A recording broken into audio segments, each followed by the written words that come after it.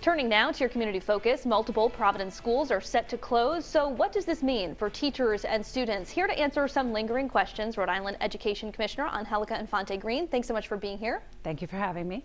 So I want to start with this. Warwick, for example, when they were consolidating schools, they had multiple public hearings, got a lot of input, took a lot of questions. That didn't happen here. Why did the district and RIDE choose not to go that route when it came to closing these schools?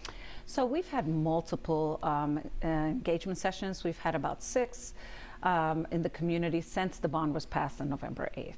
So we've been talking about what are the things that you want to see, what you want your schools to look like. So that's what we have done, because we have multiple decisions to make. And what our plan was to engage the teachers and the parents in these particular schools at first. And that was not able to happen the way that we planned it, but we have already talked to the parents that are going to, be in those schools that we are closing down.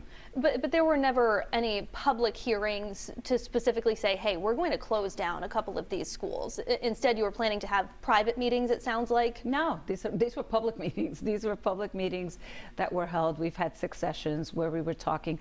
What we didn't do is talk about the specific schools that were going to close, but we did talk about the fact that there would be closures. And we've been saying that from the very beginning, that we've had to do that.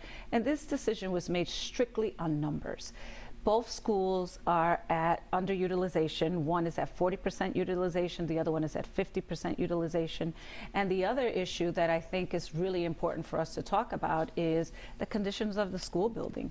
If we were to invest that bond money in the school building, it would be 75% of the bond money, as opposed to us really looking at having 10 new or like new schools across the district. And one of the schools has 60 classrooms and only 30 of them are being used.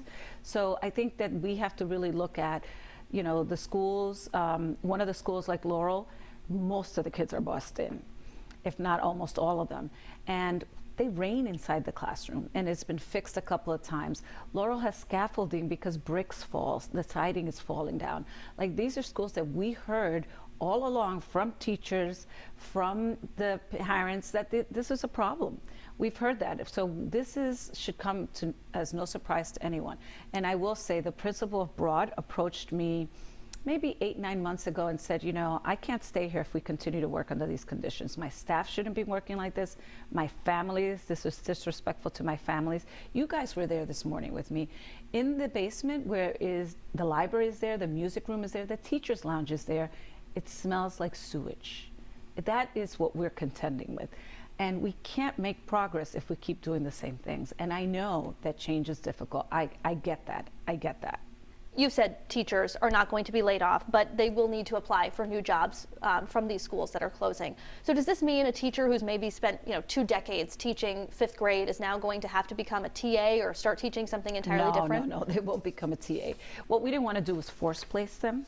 But, we wanted them to have an opportunity to interview across the district. But nobody is going to be fired because of this closure. As you know, we need teachers. We need them in the schools, so that is not the case.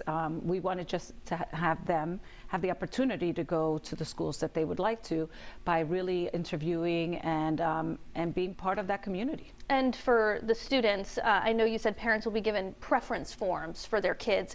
What if all of the parents pick the same school? They want to keep all of the kids together. How is the district going to work through that? Will there be a lottery system? Well, there's going to be multiple preferences. So we're going to see which are the top schools that you would like, and we're going to sit with them. We're going to have 2 sessions with the parents on site to really talk about what are the options, where would they like to go. We're going to keep siblings together. Those are things that will happen in January. There'll be 2 in January and 1 in February. And I think the opportunity that we have is pretty incredible. And on Saturday, there will be a site visit to Eden Park in Cranston. So anyone that's interested in going, 10 a.m. on Saturday, I encourage you, because we did another site visit to North Providence, with the school building committee so that we can see, I mean, we need buildings like that where you can actually have instruction in the classroom, where it's set up for what we need our kids to be learning at this point in their lives. I want to talk to you about the physical buildings themselves. We've already started to hear rumors about what's going to become of them. Are they going to become affordable housing? Are they going to become charter schools? Of course, we don't deal in rumors, so what's the truth? Yeah, well, I don't know. I don't own the buildings. The buildings belong to the city. So I don't know what they can become. They can become any number of things. You put out a list of upcoming school projects, new buildings that are going to be opening. My colleague Steph Machado in Target 12 noticed that the St. Joseph's Hospital building that was donated to the district, that project was no longer on the list. Is that off the table? Yeah, at this point it is, because it is going to cost more money to tear it down and to make it into a school than we anticipated. So it really, you know, it's unfortunate. We were really excited about the building, but it is going to cost an enormous amount of money to do that. And we are focusing in on really having more new schools in our district, like Spaziano will be open in September, which is exciting. William Debate will be open. We've been doing work on classical. So there, you know, Hope Auditorium. So that we've been doing a lot of the work, and we're focusing in on really maximizing the dollars that we have so that we can continue to do all these new modernization of buildings. And we have to remember that we still have to do the maintenance and upkeep. So in order to do that, we created a revolving fund with the city that did not exist before, meaning that the state pays 90% for that bond.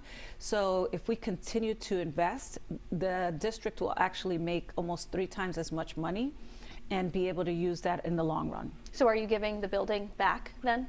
It doesn't belong to us, so I can't even say that we're giving it back. It belongs to the city. Rhode Island Education Commissioner Angélica Infante-Green, thanks so much for your time. Thank you for having me here.